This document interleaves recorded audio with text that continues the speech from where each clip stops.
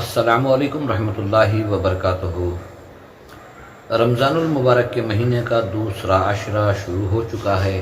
بہت سارے مسلمان جو ہیں وہ روزوں سے نمازوں سے دور ہیں۔ حشر کے میدان میں اللہ سبحانہ و تعالیٰ کے سامنے کوئی بہانہ نہیں کام آئے گا۔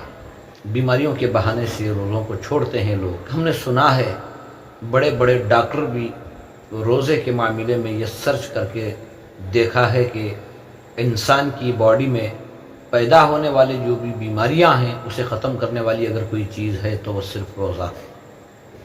کینسر جیسی ناممکن علاج جیسی بیماریوں کا بھی علاج اللہ سبحانہ و تعالیٰ نے روزے میں رکھا ہے۔ ڈاکٹر کے کہنے پر تو پرہیز کرنے کے لیے تیار ہیں، لیکن جس مالک نے ہمیں پیدا کیا وہ کہتا ہے کہ میرے بندو، میرے حکم کے مطابق تم تھوڑا پرہیز کر لو، ہم تمہیں دنیا اور آخرت کی کامیابی عطا کر دیں گے۔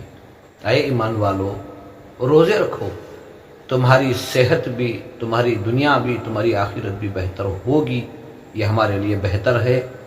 یہ اس مالک نے کہا جس نے ہمیں دنیا میں بھیجا ہے۔ چھوٹی چھوٹی بیماریوں کے بہانے بنا کر روزوں کو چھوڑنا، نمازوں سے دور ہونا، یہ خطرے کی گھنٹی ہے۔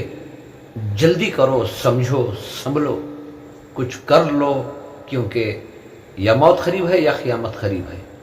علم والوں کے ساتھ بیٹھا کرو، ایمان والوں کے ساتھ بیٹھا کرو، تاکہ ہمیں یہ معلوم ہو جائے کہ اللہ نے کس مقصد کے لیے ہمیں دنیا میں بھیجا ہے۔ درمیانی عشرہ ہے، برکتوں والا ہے۔